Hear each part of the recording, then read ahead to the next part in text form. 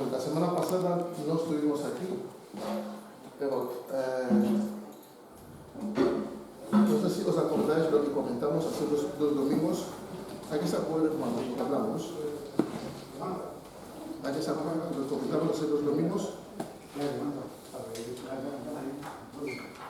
Dale, ¿no? Tú no estabas, no estabas. ¿De qué hablamos? Espera que mire las notas. Vale, hablamos sobre los dones. Hicimos una pequeña discusión sobre los dones espirituales. No lo vamos a abordar porque eso es un estudio muy profundo. Lo hagamos cuando podamos. Y la importancia de los dones en la iglesia. Preguntamos si era necesario que los 9 dones estén presentes en la iglesia. Dijimos que sí. Los 9 dones son, porque bueno, si está puesta en la palabra de Dios es porque tiene que estar. Si no está ahí en el contexto de que Pablo lo está escribiendo o lo escribe, está dentro de la iglesia misma. Entonces, la iglesia de hoy no puede decir, no, rechazamos los dones porque lo vemos un poco más complicado de usar. No, tiene que estar en la iglesia. Ahora bien, la iglesia tiene que ser enseñada cómo usar los dones o cómo se puede desarrollar.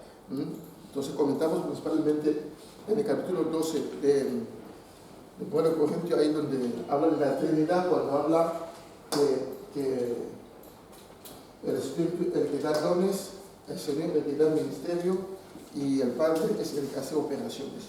Eso es lo que comentamos. En las operaciones, bueno, pues comentamos un poco más lo que dice Jesús en el libro en el Evangelio de Juan, cuando se dice claramente que las obras que yo hago no vienen de mí, pero vienen de que me envió. Vienen muchísimas textos hablando de obras que el Padre llama a Jesús para que Él hiciera. Esas son obras. Y también, pues las obras del Padre realmente son obras del Espíritu Santo, igual, el que convence, el que lleva, el que limpia, el que transforma, el que enseña, el que redarguye, el que revela. Es lo que dice Jesús también del Espíritu Santo. Pero vamos a hablar hoy de otra, aparte de los dones, porque son dos grupos de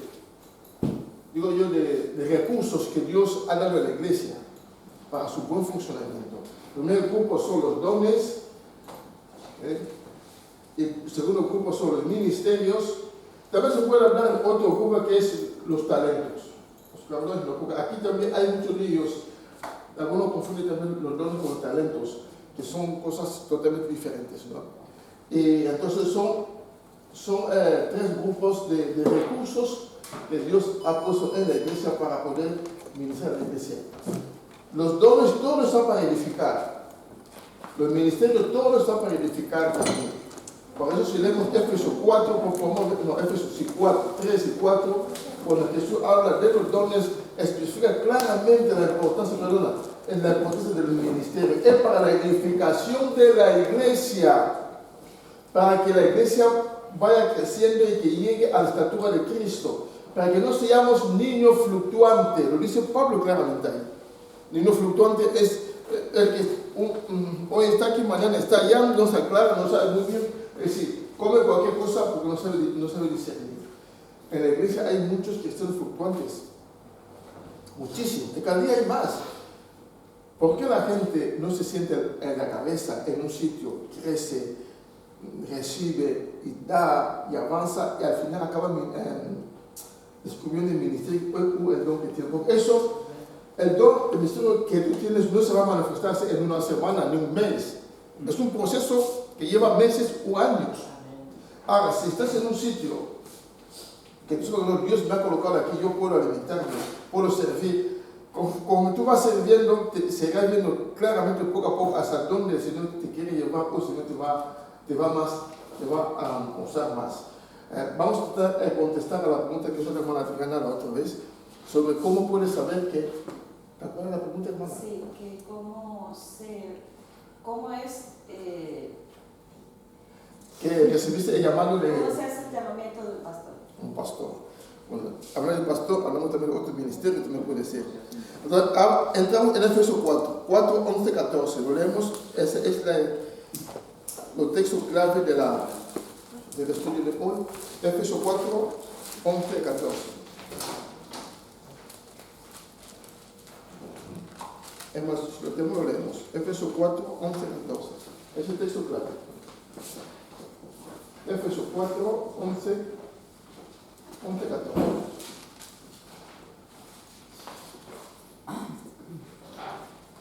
¿Eso lo tienes? Sí. Bien. Y él mismo constituyó a unos apóstoles, a otros profetas, a otros evangelistas, a otros pastores y maestros, a fin de perfeccionar a los santos para la obra del ministerio, para la edificación del cuerpo de Cristo, hasta que todos lleguemos a la unidad de la fe y del conocimiento del Hijo de Dios, a un varón perfecto, a la medida de la estatura de la plenitud de Cristo, para que ya no seamos niños fluctuantes, llevados por doquiera de todo viento de doctrina, por estratagema de hombres que para engañar emplean con astucia las artimañas del error. Lee 15 también, por favor, 15.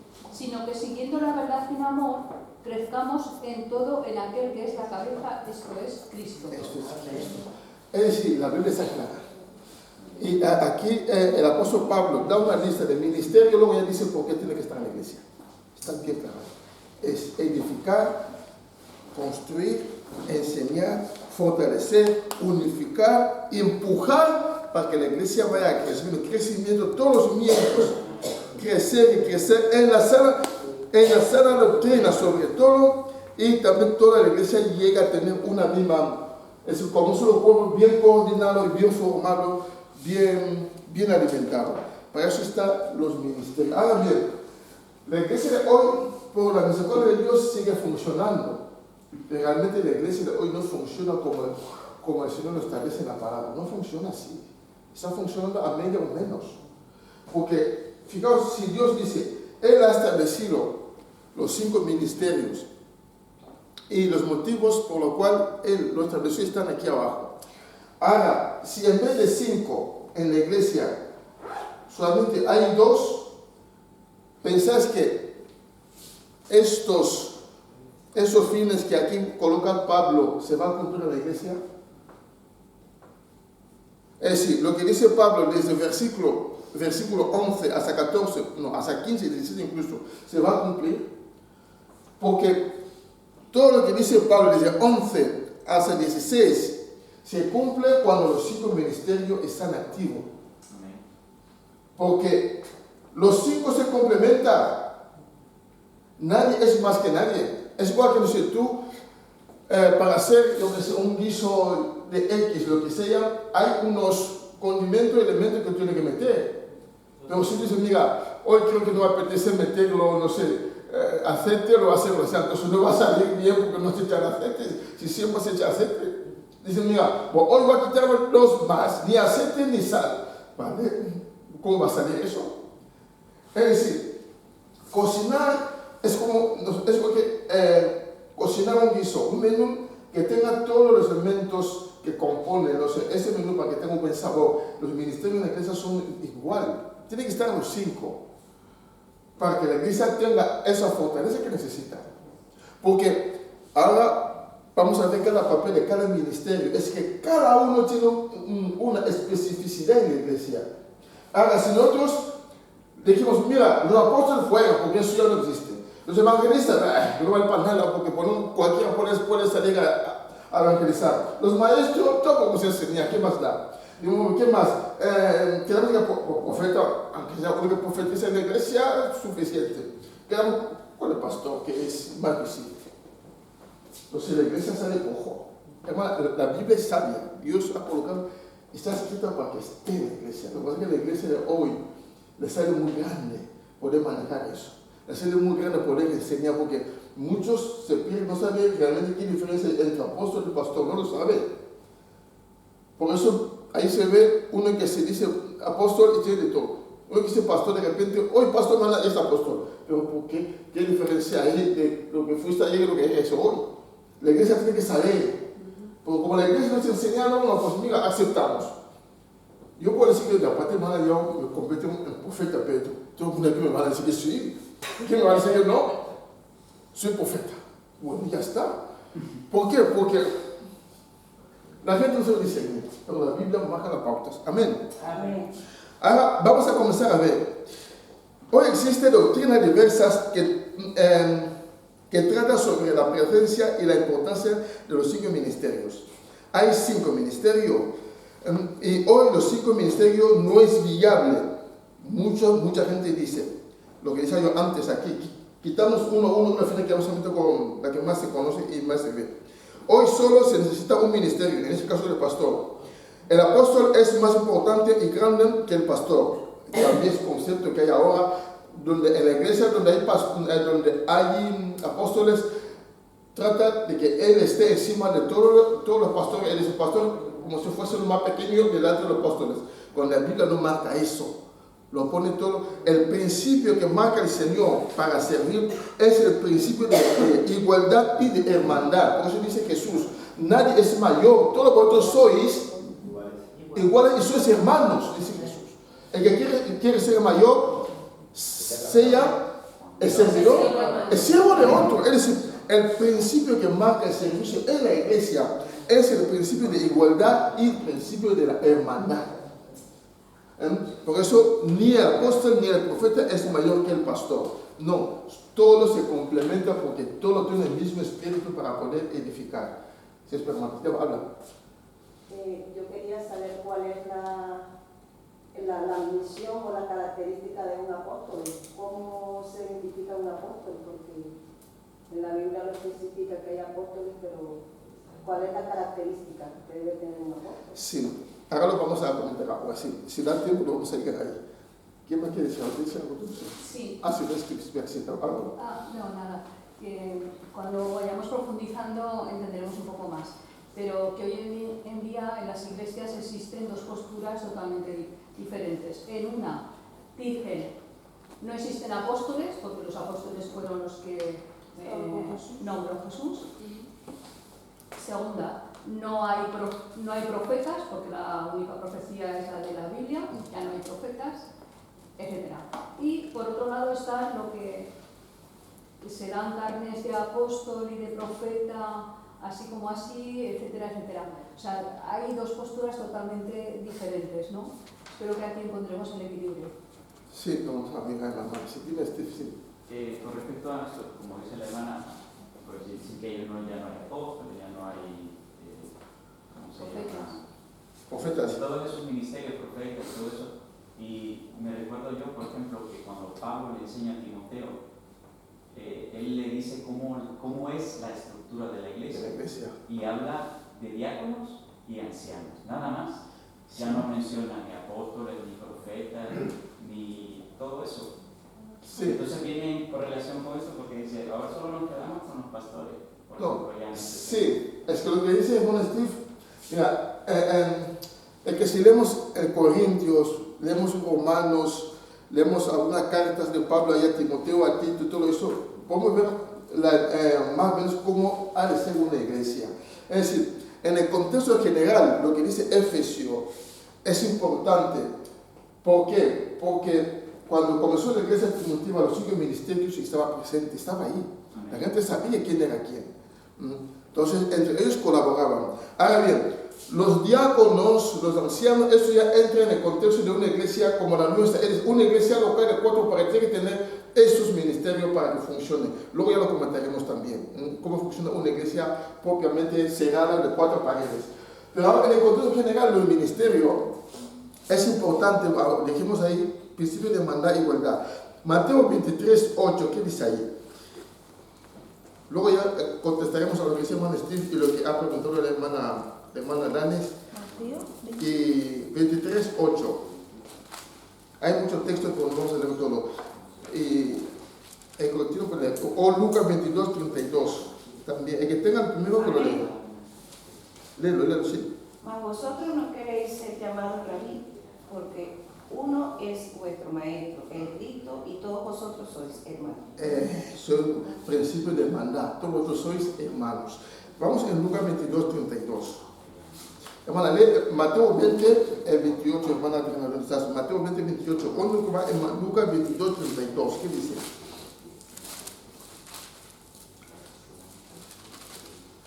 Lucas 22, 32.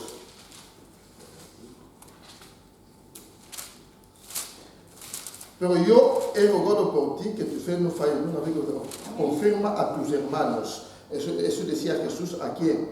A Pedro, tus hermanos, a todos ellos, incluidos a discípulos o todo lo que estaban ahí. Vamos, Mateo 20, 28, ¿qué dice? Como el Hijo del Hombre no vino para ser servido, sino para servir y para dar su vida en rescate por muchos. Ese es el principio del servicio de la iglesia. Es decir, el pastor es el primero que tiene que dar ejemplo de servir en la iglesia. Es el pastor. El pastor, en ese caso que es más visible en toda la iglesia que tenemos ahora, es el que tiene que dar ejemplo de servir. Vamos a hacer cualquier otro servicio, el pastor tiene que estar, si puede, tiene que estar. A menos da ejemplo, él es el primero que está ahí interesado para que los demás hermanos sigan. El pastor no está para meter la mano en el bolsillo y diga, tú hagas aquello y a ver si lo haces. No, tiene que, como Jesús, servir. Y los demás digan, no, pero si él está sirviendo, ¿por qué no nosotros? También que lo hagamos. Por eso Jesús, ahí dice que Juan lavó los pies de los apóstoles. Los 5 ministerios son complementarios, como decía antes. Es importante su presencia en la iglesia, eso ya lo comentaba. La iglesia no puede edificarse a 100%, como decíamos, si le faltan algunos ministerios en la iglesia. Hablamos de los 5. Ahora, prueba explicación. Entramos, el pastor. ¿Quién es su pastor? ¿Qué ministerio? A ver, el papel del pastor, ¿cuál es en la iglesia? Enseñar la palabra. Enseñar la palabra. Rescatar las ovejas. ¿Qué? Rescatar. Cuidar de las ovejas, darles de comer y de beber, llevarles a los pastos. Es decir, ese ministerio tiene determinado su papel y función en la Biblia. Vemos el Salmo 23, que es el Salmo por excelencia del ministerio de los pastores. Salmo 23. Y el pastor está para pastorear, lo que dice la hermana, a las ovejas. El papel principal del pastor no es pastorear, sino cuidar es pastorear y cuidar del rebaño, del Señor. Es el papel principal, pastorear y cuidar del rebaño del Señor. Y alimentarlo y velar por ella. Es el pastor, como cualquier otro pastor que vemos por ahí, que va pastando ahí con las ovejas, es alimentar a las ovejas, cuidar de ella, controlar que tenga buena salud, en este caso espiritual, como si asesorar a las ovejas, ayudarla a crecer, a vendar, como dice en la Biblia, las heridas de ellos, es decir, un mantenimiento al 100% a las ovejas. Y defenderla también si viene a un lobo, es el papel de pastor. Claro. Porque él dará cuenta al Señor. Incluso su propia vida puede poner en peligro por amor a las ovejas. Por eso un pastor, hermanos, tiene que ser alguien sacrificado. No cualquiera sirve para ser pastor. Claro. Que esté dispuesto a pagar el precio, incluso de su propia vida. Dispuesto incluso a perder muchas más cosas por su cuenta para poder salvar. Porque cuando tú te pones a defender las ovejas, enfrente tienes al enemigo. Intentará también pelearse contra ti. Mientras tú vas intentando rescatar a la oveja, el diablo te ataca también a ti. Entonces, es una labor difícil. Entonces, principalmente, el pastor está para pastorear, para cuidar a las ovejas, darle de comer, velar por ello. Por eso dice la Biblia que nuestro pastor vela por vosotros, dice ahí, creo que en hebreo, si no me equivoco. Alimentarla, como dice Pablo a Timoteo, de la buena pasta, buena comida, buena hierba. No cualquier comida sirve. Entonces un pastor tiene la obligación de ¿qué? De dar comida adecuada, porque igual que una madre que tiene un niño, tiene que darle comida en condiciones, o leche en condiciones. No va a salir, mira, eso como acabo de nacer, lo voy a meter aquí, yo qué sé lo que... Exactamente, entonces lo matas, entonces no es. Vamos a textos bíblicos. Salmo 80, verso 1. Vamos rápido, hermanos. Uno que busque Hebreo 13, 20. Vamos, Salmo 80, verso 1, otro Hebreo 13, 20. Leemos solamente uno a cuatro textos, no todas. Oh pastor de Israel, escucha, tú que pastoreas como a ovejas a José. que estás entre querubines, resplandece. Eso habla del propio Señor como el pastor de Israel. Hebreo 13:20 y Juan 10, 14, 11 a 10, a 14. Hebreo 13:20, Juan 10, 11, 14. Y el Dios de paz que resucitó de los muertos a nuestro Señor Jesucristo, el gran pastor de las ovejas, por la sangre del pacto eterno. Bueno, sigue más. Vale, sí, queda ahí. Juan 10, 11, 14. Yo soy el buen pastor. El buen pastor su vida da por las ovejas, mas el asalariado y que no es el pastor, de que no son propias las ovejas, de venir al lobo y deja las ovejas y huye, y el lobo arrebata las ovejas y las dispersa. Amén. Hasta 14 no han leído, ¿no? No, hasta el 13 lo leo. Sigue, uno más. Pues. Así que el asalariado huye, porque el asalariado y no le importan las ovejas. Yo soy el buen pastor y conozco mis ovejas, y las mías me conocen. Exactamente. Es decir, el paso de una iglesia tiene que ser como el propio Jesús. Conocer a sus ovejas, y las ovejas a veces conocen al pastor o a sus pastores que le están pastoreando. Hay iglesias donde hay más de un pastor. Tiene que ser reconocido. Y la autoridad del pastor, uno de los pastores tiene que ser reconocido por las ovejas que están ahí. Y las ovejas tienen el derecho de alimentarse de una comida buena, pero eso depende del pastor o del pastor que están ahí ministrando o dando de comer a las ovejas. Ahora, decimos que Jesús es nuestro modelo a seguir como los pastores. Jesús es el pastor por excelencia, que hay que ser como Él. Él pastorea, Él cuida sus ovejas, Él conoce a cada uno, los llama por su nombre, los lleva, los trae Él. Entonces, en cualquier iglesia donde el pastor no esté haciendo lo que la Biblia nos enseña que tiene que hacer, porque lo que hay que hacer un pastor, hacer como hacía Jesús, punto. No hay que complicarse la vida, simplemente todo es escrito. Es decir, lo que hizo Jesús y lo que sigue haciendo Jesús como pastor es lo que yo tengo que hacer y ya está.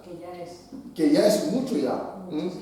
Y los pastores sufren por el rebaño, sufren por ellos, aunque a veces eso no se ve, pero sufren. Los buenos pastores. Los buenos pastores. Los buenos pastores nunca causan división de su propio rebaño. Yo me inclino más por esa zona porque yo veo que ellos no. Trata siempre de unir, de defenderlo a todos. No puede dar razón a uno y a otro, no. Ustedes siguen buscando un equilibrio y tratar de exhortar. Por eso tiene que ser alguien que tenga conocimiento y madurez para poder ayudar. Y su preocupación es que las ovejas coman bien. Por eso es importante que nosotros los pastores, con un pastor, busque profundamente la presencia de Dios, la palabra de Dios, que esté realmente, seguro lo que está enseñando es una buena comida para las ovejas. Porque si tú comes bien, digo, yo me quiero aquí porque como bien. ¿Por qué voy a comer otro restaurante? No se lo van a hacer. Pues aquí como buena comida. Pero eso depende de los pastores. Y a la vez, ayudar, intentar ver quiénes son. Lo que pasa es que allá fallamos un poco más. No es porque el pastor quiera, sino porque hay demasiado, no sé cómo decir, de parte de muchos hermanos, hay como esa reserva de querer darse a conocer a sus pastores. Algunos con motivo de peso, sí, pero otros, por ejemplo, poca gente ya cuenta ya su vida privada a sus pastores. Porque por desconfiar, si se lo va a contar a no sé cuánto, porque ya sabemos que se le va a dar de lenguas al pastor. Hay pastores así. Amén. Tú lo cuentas, enseguida todo el mundo sabe que le está pasando esta cosa. ¿Qué? Salió de ahí. No. Entonces, es lo que tiene que evitarse la idea de decir, tú cuentas a mi pastor, a tu pastor, lo que tal, igual que en todos los oficios, incluso en el mundo, existe ese código de la... ¿De qué? De la confidencialidad. Es decir, en el ministerio pasa lo mismo. Es decir, no tengo que decirle, mira, conversar. No. Queda ahí entre él y yo y el Señor. Entonces, como eso ya no pasa a menudo, hay ovejas que están heridas, otra está andando cojo, pero no puede pedir ayuda porque tienen miedo a que la gente sepa lo que les han pasado o lo que están haciendo. Y sigue cojeando en la iglesia, al final no da foto. ¿Por qué? Porque no está sano. Por eso es importante la sanidad en la iglesia, me refiero a la sanidad espiritual en la iglesia, es importante eso. Hay textos que nos vamos a seguir leyendo, pero creo que en parte hemos entendido un poco el tema de la bendición pastoral. Ahora bien, contestando a la pregunta de la hermana, ¿cómo yo puedo saber que si uno me ha llamado a mí? Yo solamente os quiero remitir a un proceso de llamado de un hombre en la Biblia que es David. ¿Cómo fue el proceso de David? ¿Os acordáis cuando Samuel llegó delante de Isaí, que era el padre de David y todos sus hermanos? Él comenzó a llamar a uno, desde el más mayor a... ¿Qué decía Samuel? Yo creo que ese será el rey. Y David dijo, no, este no. Bueno, el segundo vino. A los ojos de Samuel, el mayor que era rubio, era grande, y este puede ser un buen rey. Pero Dios no ve eso. Al final, cuando pasaron todo, le preguntó Samuel a Isaías, pero ¿no te quedan más hijos? Y dice, no, me queda uno más, que es más pequeño de todo, está por ahí pastoreando. Entonces, dile que venga, nos vamos a sentar a comer hasta que... Exactamente. Y cuando llegó David, ¿qué es lo que le dijo Dios a Samuel? Ese es, levanta y úngelo. Porque yo no miro la apariencia, yo miro el corazón. Es decir, el punto más importante del llamado es el corazón. Es decir, un hombre llamado por Dios, su corazón siempre estará dispuesto, hermanos, a amar. Por eso el Señor nos pone como principio principal el amor en la iglesia y amor a los hermanos, y amor a su obra y amor a Él. Un ministro, un pastor llamado, porque tú no puedes pastorear a las ovejas si no tienes amor, es imposible. Como dice Ezequiel, creo yo, en vez de cuidarlo lo vas a matar, uno a uno, o una a una. Lo vas a matar de hambre porque los odias. Hay pastores así. El corazón es importante, es decir, cuando yo siento que en mi corazón empieza a brotar ese amor, ese cariño, no sé, esa disposición de dar, de ayudar, sin esperar nada a cambio, porque el pastor no puede esperar nada a cambio. Mira, como yo me mato tiempo, gano por ti, tiene que darme también. No, eso es cosa que se tiene que hacerlo como él quiere hacerlo. Tu papel es servir, dar. Entonces, el corazón de la persona, Dios lo ve. Sabe muy bien, va a amar a la obra, me ama a mí primeramente, amará a la obra, amará a las ovejas. Pero tenemos un proceso, no de un día, es un proceso. Más adelante miraremos el tema de las 5 formas que hay de llamados. Y ahí entra uno de ellos, ¿no? Ya lo vamos a explicar con más detalles. Porque no todos los llamados son iguales, hay llamados diferentes. A ver, sí. Es curioso que la mayoría de los llamados que el Señor hace justamente son pastores. Empezando por Abel era pastor. Sí. El llamado de Moisés era príncipe, ¿verdad? Pero mientras fue príncipe Dios no lo llamó. Sí. Fue cuando ya se humilló y estaba pastoreando ovejas. Sí. Y justo pastoreando ovejas es cuando el Señor se le apareció. O sea, y en el caso de David también. Parece como que es una escuela esto. Yo veo que es un oficio muy sacrificado. Porque si uno observa al pastor, lleva las ovejas al campo donde hay pastos para pastar, donde hay agua, y se pega horas y horas. No es cómodo estar allí, ¿vale? Y no come a lo mejor comida caliente del pastor. Come lo que puede comer también. O sea, no es nada cómodo el oficio de pastor. Sí. Fijaos a un detalle para los pastores en Salmo 23, el Señor le da dos artículos que el pastor tiene que usar. ¿Saben cuáles son? ¿Ah? La vara y el callado. Exactamente. Con una L, ¿no? Creo yo. Una L. No, con una. Y el... Callado. Creo que es así. Callado. Callado, ¿no? No, callado. Bueno, con la silla. Un poco portugués. ¿Sabes para qué sirve cada una? Es que en la iglesia los pastores tienen que usar esta. Sí. El callado y la vara. Eso para corregir. Exacto. Cuando se está yendo por donde no tiene que ir, Atraer lo nuevo. le da para que vaya También- junto con el resto de las ovejas. También Están siempre juntas. Sí, también disciplinar, ¿verdad? También disciplinar. ¿Y esta para qué? Eso sirve, es como un bastón largo, y así sirve para cogerle de la cabeza y sacar a lo mejor del hoyo donde se ha metido o de las zarcas o de lo que sea. Es como Pues, un gancho para sacarla. para cuidar, pero también para guiar igualmente. Amén. Entonces, los pastores de verdad tienen que tener eso presente. Un pastor de verdad, el que hay que llamarlo, tiene que saber exhortar con amor, corregir con amor, Amén. y aunque el mismo se enfade, pero el pastor tiene la obligación de decir la verdad. Tú has hecho eso. A mí me rebelde, diga, como el pastor me dice esto y me voy. Muchos también se van, porque el pastor le ha dicho las cosas como tenía que ser. Si no haces eso, disciplina. Aunque ahora ya no se disciplina a nadie, porque si te disciplina no te vas. También. Pero realmente para eso está. Los pastores usan eso. Lo quieren usar. Luego de usar eso, está para guiarte.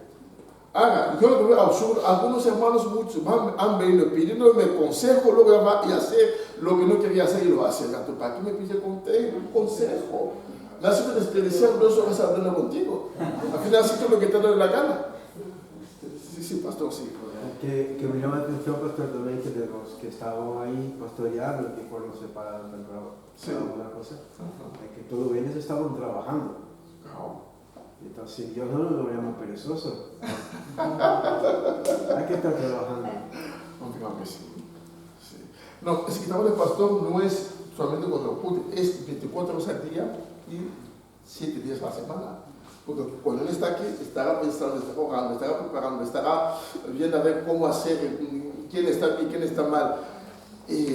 Ahora yo recibo menos llamadas a las 2 de la mañana, pero antes era habitual. ¿Entiendes? ¿No?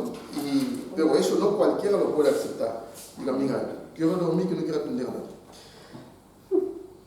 nadie. Queda claro, ¿no? Eso solamente es un resumen.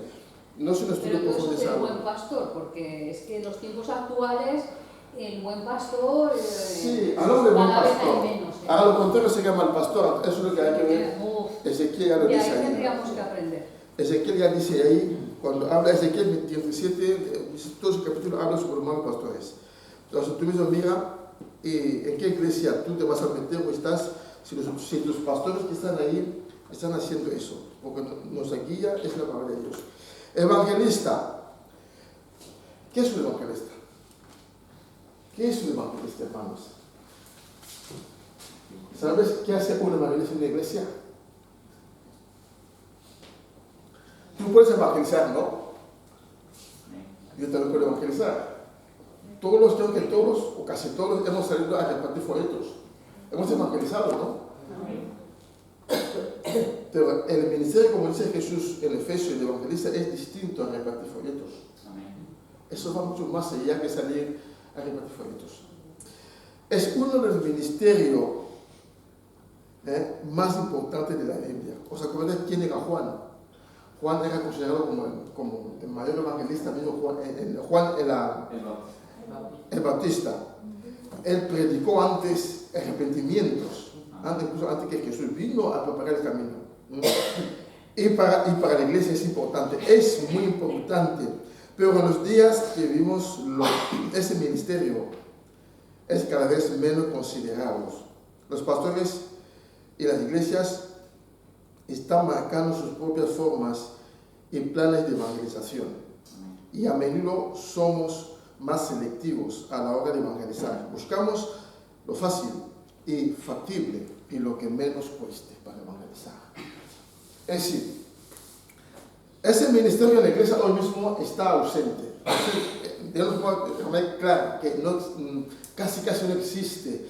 Porque las iglesias, comenzando por los pastores, ya no le damos más importancia como la Biblia lo da. Lo que hacemos es empujar que la iglesia evangelice. Bien, tenemos que salir a evangelizar. Pero hemos de mirar en la iglesia nuestra si hay alguien, un hermano, una hermana que tiene ese llamado al evangelismo, que es un ministerio potente, específico, solamente para evangelizar. Ahora las iglesias evangelizan haciendo planes de evangelismo. No está mal, lo repito, está muy bien. Que hagamos planes, que sacamos a la plaza, está muy bien. Las iglesias han crecido así también. Pero es lo que ha hecho que ese ministerio pierda su valor y pierda como si su importancia en la iglesia. Cuando realmente vemos que Jesús mismo era evangelista, Jesús evangelizaba. Juan evangelizaba, Jesús evangelizaba. De hecho, Jesús hacía de todo. Evangelizaba, pastoreaba, enseñaba, hacía de todo. Ahora, evangelizar solo, repito una cosa así, nosotros estamos buscando forma de evangelizar que sea fácil. Alguien me decía, ¿sabes una cosa? Ahora las iglesias intentamos evangelizar a las personas o clases sociales que vemos que son fáciles de ganar. Lo que son difíciles, déjalo por ahí, porque no te van a hacer caso. ¿Entiendes? ¿No? Si estamos a evangelizar, tú ves que viene un ejemplo, un africano en la calle, o una persona de Sudamérica o de América viene y viene un español, ¿a quién tú vas a ir antes a hablar? Al que no es español. Al que no es español, porque se sabe que alguna base bíblica va a tener, algún conocimiento, aunque sea de remoto, puede tener de Dios. Así que es más fácil hablarle a él que engancharlo con el español, porque acabaré discutiendo con él. Lo fácil, porque también tenemos la mente que son duros o buenos, pero no es así. Eso es lo que miramos. Por eso las iglesias nuestras están llenas de gente de fuera. Cuando tenemos que evangelizar a la gente de acá. Por eso estamos aquí. Amén. Eso es lo que hacemos los pastores. Vamos a lo fácil. Mira, a contar que crezca la iglesia, seguimos así porque no nos complicamos la vida. No. Un evangelista, cuando él sale a predicar, no hace distinción de negro, de blanco, de rojo, amarillo. Porque el llamado suyo es un llamado tan ferviente, tan potente, que nadie puede resistir. Y cuando abre su boca, automáticamente, no sé, es como un imán que trae las almas. Es decir, un evangelista tiene ese llamado que las almas pueden estar escuchando y molestas, pero no se van a ir. Al revés. Como pasaba con Jesús y con Juan Batista. Igual preguntaba a ellos, varón, ¿qué vamos a hacer para ser tal? Para ser salvo. Es decir, dolía tanto, en vez de huir, preguntaba, entonces darlo por la salida, ¿qué hacemos? Es un imán que hace que las almas se peguen. Venga, es una gracia, por favor, simplemente eso. Es decir, un evangelista, él sufre por las almas que se pierden. Sufre. En cambio, el pastor sufre por las ovejas que se pierden también. Los que se van, no quieren ir mal porque se han falado, porque está tal. Los que están convertidos. El pastor ya los que exactamente. están convertidos los está convertidos. El pastor cuida a los convertidos, pero el evangelista va a buscar a los perdidos. Da igual que sea. Para él, por eso vemos ahí, Juan Batista hablaba, incluso predicaba a Herodes. No tenía miedo. El evangelista es capaz de decir, mira, yo voy a entrar a Moncloa y voy y le predico al presidente. Puede hacerlo. Va a pedir audiencia, entra, predica y sale. Y nadie le va a tocar. ¿Por qué? Porque tiene un llamado tan potente que él sabe que esa palabra va a llegar. Y llegará. Y dará fruto. ¿Por qué? Porque es parte de su ministerio. Él no está para pastorear los convertidos. Él está para traer los que están fuera, que vengan a creer en Dios, como hacía Juan el Bautista y el propio Señor. Y un evangelista, hermanos, recibe ese llamado tan especial a Dios y a la vez el Señor le pone carga por las almas. Sus oraciones van más dirigidas por la liberación, por el evangelismo, por rescatar las almas que por otra cosa. Sufre cuando ve que las almas se pierden. Sufre cuando ve que hay tantas prostitutas, hay tanto borracho, hay tanta gente perdida. Sufre. Y pasa tiempo pidiendo favor a Dios para poder alcanzar esas almas. Entonces, en una iglesia donde hay un evangelista, donde más parte de la iglesia tiene que colaborar con él para poder salir a evangelizar. Él puede formar, pero él no puede delegar ese don porque es algo especial que uno tiene. Yo a ver, hubo un tiempo aquí en un hermano que quiere evangelista, a veces si íbamos a predicar, yo digo, pero yo seleccionaba a algunos, pero él iba hacia, mira, pastor, mira, yo ahí sí, yo lo hago. Digo, no, él iba y la daba, lo pagaba y la daba. Digo, entonces sí, es porque, ya lo veo, mira, pastor, que no pasó nada, le he tratado, le he hablado con él, hablaba mal español, pero hablaba, pero predicaba igual. Me comentó un hermano hace unas pocas semanas en Barcelona, me dijo, ¿sabes, pastor? Hace unas pocas semanas salieron a predicar en la Plaza Cataluña de Barcelona, allí lo que conoces, ¿sabes? Es una plaza que canta a evangelizar. Y en el equipo de evangelización había un pakistaní. Dice, ese pakistaní vive en Francia. Dice, solamente habla su idioma y habla un poco de francés, pero mal. Español, ni eso. Pero él me preguntó y me dijo, ¿cómo se dice en español? Convertidos y arrepentidos de vuestros pecados y seréis salvos. El hermano le dijo, el español se dice así. Ese pakistaní se colocó en la plaza y empezó a gritar la única frase. La única. Me dijo el hermano, me dijo, pastor, la gente vendía con una frase que decía este pakistaní. No hace mucho, hace escasamente un mes. Y me dijo, ¿ves lo que Dios puede hacer? Incluso si sabe el idioma, solamente con el poder de Dios, con el hambre sé que tiene dentro, Dios puede obrar. Y Dios hace las cosas así, hermanos. Entonces es un don, una gracia de parte de Dios muy especial, que tiene la facultad sobre todo de hablar a grandes multitudes. Porque nosotros a veces evangelizamos de tú a tú, pero el evangelista normalmente, por lo que vemos en las escrituras, habla a miles de personas. Sí. Pero en el caso de Felipe, que también era evangelista, sin embargo, el Señor le dijo, y ahora te vas a ir allí, Felipe, y le habló a uno, sí, al etíope. Felipe era evangelista. Y supongo que ese etíope habló en su país y ahí también creció el conocimiento de Dios, ¿no? Es que el evangelista habla a las masas bien, pero también habla de tú a tú. Si sientes algo, habla de tú a tú. Ahí vemos el ejemplo de Juan Batista, que hablaba con Herodes, ¿no? Era algo tal, y también con su hermano, ¿cómo se llamaba? El hermano de Herodes.